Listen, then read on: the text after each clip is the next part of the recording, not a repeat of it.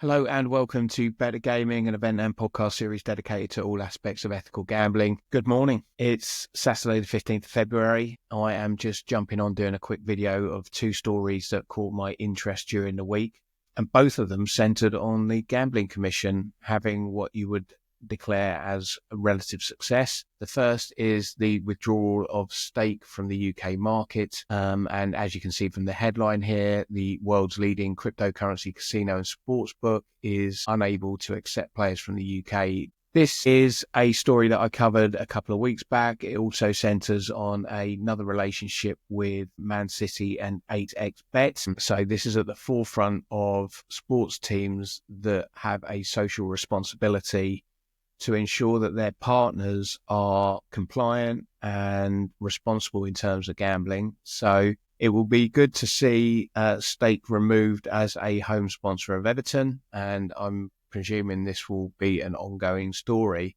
But essentially, Stake has advised that they will no longer be a licensed website from next month after its Isle of Man-based owner TGP stated they will be shutting the site. So TGP are the actual ones with the license, and my understanding from this article here, which I won't go into all of it, is that they're still holding a gambling commission license, so it hasn't been withdrawn, it hasn't been taken away from them. And I just find it really interesting that they've taken the action to withdraw it, but there doesn't seem at this moment in time to be any action against TGP, who are still operating other white label services for gambling companies. So good news. Other elements on this story are whether Everton will withdraw their home sponsorship, shirt sponsorship, and whether there'll be any developments with the Premier League in terms of new guidelines. And then secondly, with regard to people using cryptocurrency, social gambling websites and sportsbooks, is just that anyone who has crypto will be quite aware and can simply use a VPN to access those services. So if Stake are continuing to target UK consumers through international platforms, as they do with X and Facebook and Instagram and TikTok, you'll see their logos all over social videos, then it's essentially still open for UK consumers to go to the black market. And that's the main concern and the main argument that people will have with regard to heavily restricting gambling in the UK, which I do believe we should be doing, but it's coming up with a solution whereby we're not driving people to the black market in international unregulated operators where vulnerable people can lose a lot of money with no comeback. That brings me nicely onto the second story, and it's linked with that, whereby a adult gaming center, which was the first time. So this is pretty much a learning as I go podcast, which I unashamedly admit to. But adult gaming centres are the industry terminology for the fruit machine shops that you see on the high streets. And one of them has been fined £100,000. And in this case, it's Merkur. And it's quite a sad story, really. She was a vulnerable cancer patient, and sadly, this ruling came after her death, whereby she lost £2,000 over two spells lasting 16 hours. The staff in the branch knew she was going out to fetch more money. Her losses were piling up, and I think somewhere in this article, there's a standard practice. Let me see whether I can find it here. Yeah, they even reserved her favourite machine with a hold card, a practice that exploits customers' irrational belief that a long losing streak on one terminal must surely end in a jackpot soon. Now, this is an interesting story on a couple of fronts. It's interesting just from me as somebody who is relatively new to the industry, in discovering the size and scale of these outfits. So Merkur Slots, I think I've seen them around this area, but I certainly didn't know that they operated 230 shops like this in the UK. Obviously, it's one of the main players in the sector, and it is a fast-growing sector. And when you look at the fine of £100,000, when you put it into context against these machines, it is relatively small. So in an earlier article, by the way, these are the daughters of the vulnerable player. So this is Maria and Jackie Olden, who are holding Merkur to account. And when you look at the size of Merkur, I said they got 230 shops. They're owned by a family that have got £2.3 billion of net value.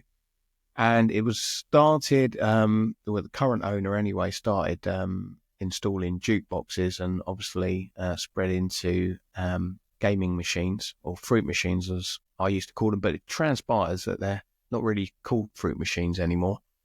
But that's me just showing my age with regard to that. But essentially, in this article, it talks about Wendy, how she took a job at the bookmaker, and then as part of her job, she had to play these machines to generate interest, and then quickly became addicted and developed a habit.